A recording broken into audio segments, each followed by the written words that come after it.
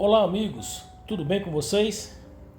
Aqui estamos novamente para trazer uma pequena reflexão da Palavra de Deus com vocês. Por que será que temos que falar tanto sobre a salvação de Deus?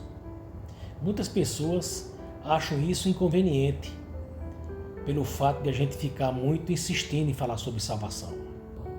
Primeiro, porque isto é a missão que Jesus deu à sua igreja. O motivo da existência da igreja é porque ela incorpora no seu modus vivendi toda a obra de Deus no mundo. A igreja não possui missão específica propriamente dela. Ela é que acolhe a Missio Dei, ou seja, ela acolhe a missão que Deus deu no seu estilo de vida. Deus sempre está em missão e levou os seus redimidos a participarem dela. Uns de uma forma, outros de outra forma, de acordo com o dom específico que Deus repartiu para cada um. Vale lembrar que a missão de Deus direciona-se a todo mundo, envolve todos os povos, todas as tribos e também nações. O projeto salvífico de Deus inclui todas as criaturas em colocar todas as coisas debaixo do domínio de Cristo. Estou aqui praticamente parafraseando as palavras ditas por Jesus aos seus discípulos quando ele disse: "Ide por todo o mundo e pregai o evangelho a toda criatura. Quem crer e for batizado será salvo, mas quem não crer será condenado." Isto está escrito no Evangelho de Marcos, capítulo 16, versículo 15 ao 16. O conteúdo da pregação é as boas novas de salvação da pessoa de Jesus Cristo, desde a sua concepção, vida, ressurreição e ascensão aos céus. Ninguém tem a mínima condição de salvar-se a si mesmo. O único mediador entre Deus e os homens é Jesus Cristo. O apóstolo Paulo, se referindo a esse assunto, disse ao seu filho na fé: "Porque há um só Deus e um só mediador entre Deus e os homens, Jesus Cristo, homem." 1 Timóteo, capítulo 2, versículo 5. Quem diz que faz a mediação entre Deus e os homens é a Escritura Sagrada. É Deus quem promove a mediação. Igreja nenhuma é mediadora. A igreja, por sua vez, é a comunidade dos salvos por Deus na pessoa de seu Filho Jesus Cristo, cujo fundamento está na declaração que Jesus Cristo é o Filho de Deus, o Salvador do mundo. Alguém pode perguntar: mas como explicar o porquê da salvação? Porque todos têm que ser salvos. Ainda o apóstolo Paulo, cooperando com a igreja de Corinto, elucidou sobre este assunto para a gente. Veja então o que ele escreveu para essa igreja. O Deus desta era cegou o entendimento dos descrentes, para que não vejam a luz do Evangelho, da glória de Cristo, que é a imagem de Deus. 2 Coríntios 4, 4. Isso quer dizer que o Deus deste mundo coloca um bloqueio no entendimento das pessoas descrentes, para que o Evangelho não seja elucidado e eles não se convertam a Jesus Cristo. Isso é exatamente o que o texto está dizendo.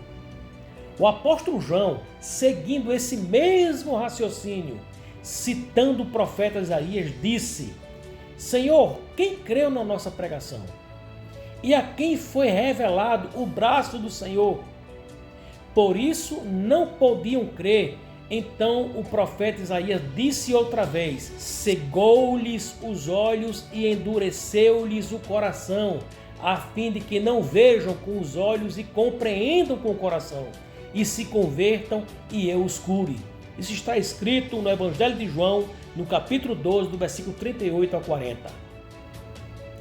Aprendemos através dessas palavras, mais precisamente, que aqueles que dão ouvidos e creem na pregação do Evangelho são as pessoas que entenderam com o coração e deram abertura para continuar recebendo essas sementes milagrosas, sendo levadas a abandonarem o velho hábito de viver debaixo do pecado. Pode-se dizer que essa pessoa que ouve e crê com o coração se converte e ela renasce novamente. Se converte, mudando assim de natureza de vida. O próprio Jesus explica esse processo do novo nascimento. Observamos isso na narrativa feita através do evangelista João, quando escreveu no evangelho da sua autoria. Vamos ver isto literalmente, de acordo com o texto escrito. Havia entre os fariseus um homem chamado Nicodemos, príncipe dos judeus. Este foi ter de noite com Jesus e disse-lhe: Rabi, bem sabemos que és mestre, vindo da parte de Deus, porque ninguém pode fazer estes sinais que tu fazes se Deus não for com ele. Jesus respondeu e disse-lhe: na verdade, te digo que aquele que não nascer de novo não pode ver o reino de Deus. Disse-lhe Nicodemos: como pode um homem nascer sendo velho? Pode porventura tornar a entrar no ventre de sua mãe e nascer?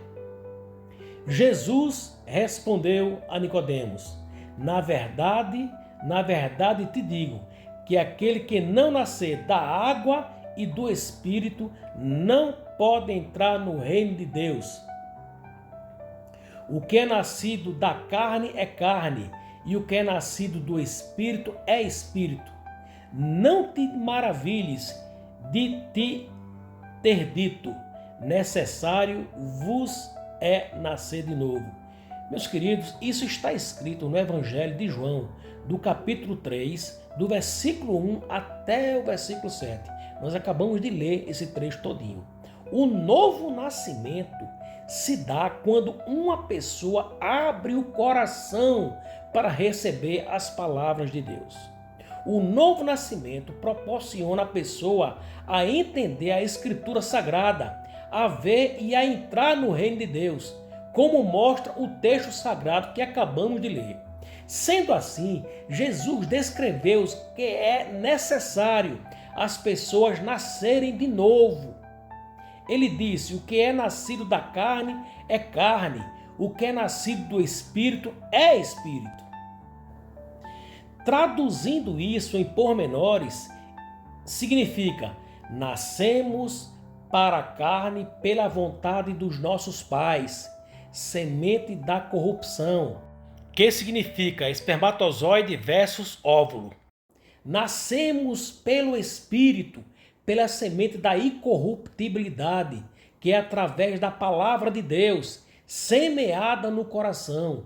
O resultado dá-se-á em um novo nascimento do que Jesus está ensinando. Deste modo, meus queridos amigos e irmãos, a pregação do Evangelho de Jesus Cristo resultará em salvação eterna. Todo cristão verdadeiro traz consigo no coração a mensagem do Evangelho da reconciliação com Deus. O apóstolo Paulo declarou essas palavras: ai de mim, se não pregar o Evangelho. Essa declaração do apóstolo está escrita lá em 1 Coríntios, no capítulo 9, versículo 16, a partezinha C do versículo, no finalzinho do versículo. É de extrema necessidade o homem nascer duas vezes. Uma da semente da corruptibilidade, espermatozoide versus óvulos. Isto ocorreu e ocorre para todos que nascem da vontade do varão, da vontade dos seus pais, seu pai e sua mãe. E a outra é nascer da vontade de Deus, que resultará em salvação. Estes nascem da semente da incorruptibilidade, que é a palavra de Deus, versus o coração. A palavra de Deus tem que ser fecundada no coração humano. Se você gostou deste conteúdo, se inscreva no canal, curta e compartilhe para sua família e seus amigos. Do Monte das Gameleiras, no Rio Grande do Norte, Romildo Gugel. Que o Senhor lhe abençoe.